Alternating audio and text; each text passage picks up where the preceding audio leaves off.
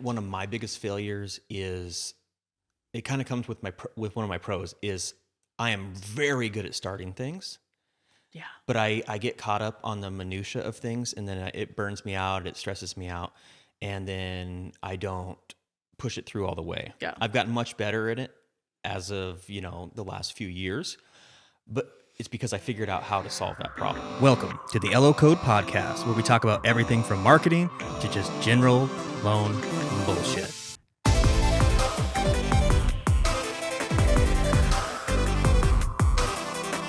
In today's episode of the LO Code Podcast, we're going to be talking about our failures and how we use those to get ahead. Yeah, we've had a lot of failures over the years, but these ones are going to be pretty much just the most impactful ones, I guess. Yeah. Well, how we learn from it, how people can learn from it. Yes. And hopefully not make the same mistakes we did. Well, and sometimes, probably, I'll go through the first one. This is one of my biggest, most pivotal mistakes that changed our entire career. And that was when we very first started out. We had a VA loan come and his back end ratios were 60%. I was brand new. I didn't even know that you could go over 50. So I didn't even run AUS. I just said, nope, we can't help you. And he had already been working with another lender and was approved. And so I was digging into him, how can they get him approved? And that's when I figured it out. And I was gutted. I cried. It was the worst thing I'd ever done. But because of that, I was reading the guidelines, and then now I would consider myself to be a VA expert. It's my jam. I rocket VA loans. So that is one failure that really turned positive for us. Learn by fire, right? Oh my gosh, that one. And yeah, that was pretty new. And I take things very personally. Mm-hmm. So I think one of my biggest failures is it kind of comes with one of my pros is I am very good at starting things. Yeah. But I get caught up on the minutia of things, and then it burns me out, it stresses me out, and then I don't push it through all the way. Yeah. I've gotten much better at it as of, the last few years, but it's because I figured out how to solve that problem. Hiring people. Yeah. Right? Yeah. So for things that I am not good at and I know I don't do well, then I'm going to find somebody that excels in that. And so you've been able to take on a lot of things that I'm not good at that you are, but then we're finding things that we're both not good at. Yes. And hiring people for that. And I think that ties in to the next big problem or failure is hiring. That's by far been one of the most stressful, just long term.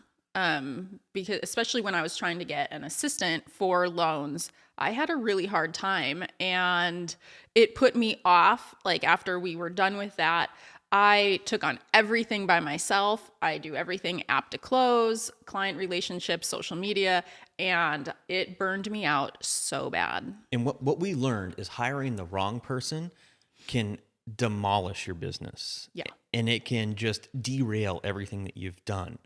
And so, how do you prevent yourself from hiring the wrong person? And it's going to come down to having the right process for when you're hiring. And fire fast. Yes. And so what I found is, the rule is hire slow, fire fast. But when you're in a position where you need things moving, I've kind of taken the role of hire fast, fire fast. Yeah. Because I need to get through and see. And even having people do a test run before you even hire them and just say, hey, I wanted to have you do something that will probably take about a half an hour to an hour and see how you handle these instructions before we hire you. And especially nowadays when it might be tougher for people to get jobs or the right jobs, is people are willing to do a test before you hire them. Yeah. Even though I think that one guy faked his test. I'm still going to stand by that. and the next thing on that I've learned, at least my rule of thumb, is you get 2 strikes of the same mistake. So I don't do 3, I do 2. So if somebody, we have a talk and we make a correction, if they make that mistake again, they're not going to learn. They don't want to. No. If that's the case. I think that's one of the hardest things too, with some of our past hires, especially in the loan space, has been, you want to take somebody and you want to believe in them. You want to, create somebody that's going to do things your way. But if you have the wrong personality type, even if, you think that you can do it. It doesn't work out right. You kind Right. of, especially in this industry, you don't need somebody that's going to necessarily hustle and grind. Those people would most likely be loan officers. But if you're going to have support staff, you need somebody that they want to get the job done. Right. They take pride in their There's a work. lot of people that don't take pride in their work. And that's a hard thing to find out at the beginning. Right. And I mean, there are people that have been super successful hiring family and friends, but for us, that's a hard and fast rule. No. Like, because it seems like two things either happen. Either you're too tough on them because like you can get away with it, you know each other, or you're way too lenient on them and let them get away with things. Well, they take advantage of you because Some do. Like, it just needs to be, if it's friend or family, it needs to be the absolute perfect person like for Yeah. that position where they just line up everything and they're the right fit. And if in that case, and they take it to heart, like, I'm going to do great for this, those can be great hires. So that's the challenging part, is those people in your life would have to be a perfect fit. Just because they are your friend or your family and you just want to help them out, it could end up costing the relationship in the end because it's not a good fit. and a lot of money. A lot of money. Yes. And that's another thing too with firing fast, is firing fast is actually better for all parties. So it's better for your business because you're not just trying to force a square peg into a round hole, and it lets them go and find something else quicker. It's so much more painful if you go 3 months, 6 months, a year trying to make something work and then having to have that conversation like after that person is comfortable, in their income or whatever, and tell them, hey, sorry, like, you got to go. Yeah. Whereas if it's the first 1, 2, 3 months, it's a lot easier because they're not even fully invested yet. Yeah. Oh, and get complainers out of there. There are some people that just have that personality type where everything is not fair or everything sucks. Right. And that's just not part of the culture that you're going to want. The best people that I found are the people that are always asking, hey, how can I do better? I want to do better. Yes. Like, they want to do better. They Yep. want to do good.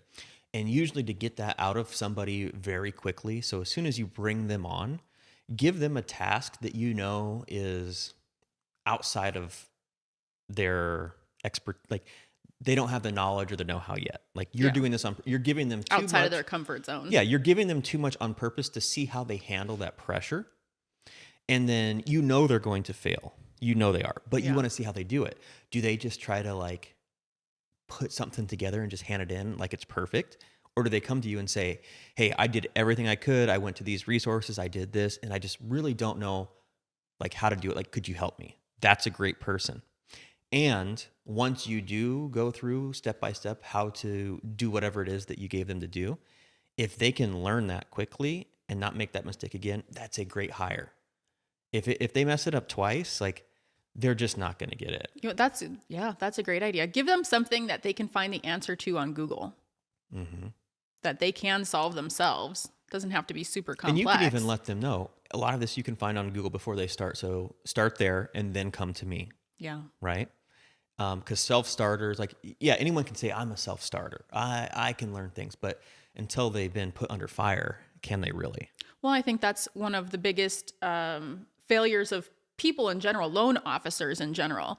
If you're not willing to go look for the answers, you will fail as a loan officer. You will not do a good job. In any business. But especially this one, there's so many guidelines. And you see people ask these questions sometimes and you're like, did you even try? Right. And if you're not going to try, you're not going to really succeed. Exactly. So yeah, that was a good one. Do we have any other failures that you can think of? Not using our CRM.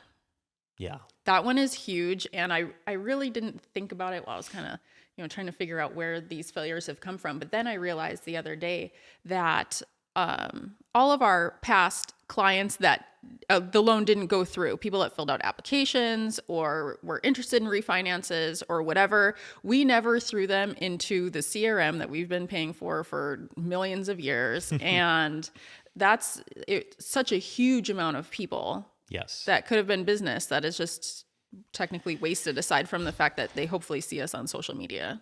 And what we've learned from that is there is no perfect CRM.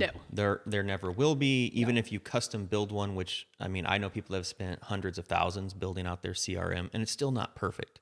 So the key is to whatever you have to actually use it, and use it in a way that you know that you're going to use it. Like if you have all these things like, oh, I'm going to do this, I'm going to do this, I'm going to do this, and it's overwhelming to you, just start with the basics.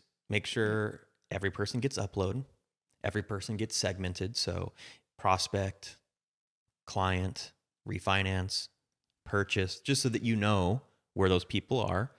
And even if you just have a basic once a month email that you put out as a newsletter as a start, that, you know, then you're not overthinking it, like, oh man, I need millions of follow-ups, I need all these emails. Just start with that. Just one touch. Just one touch a month. And then it can go to where it's like one touch a week.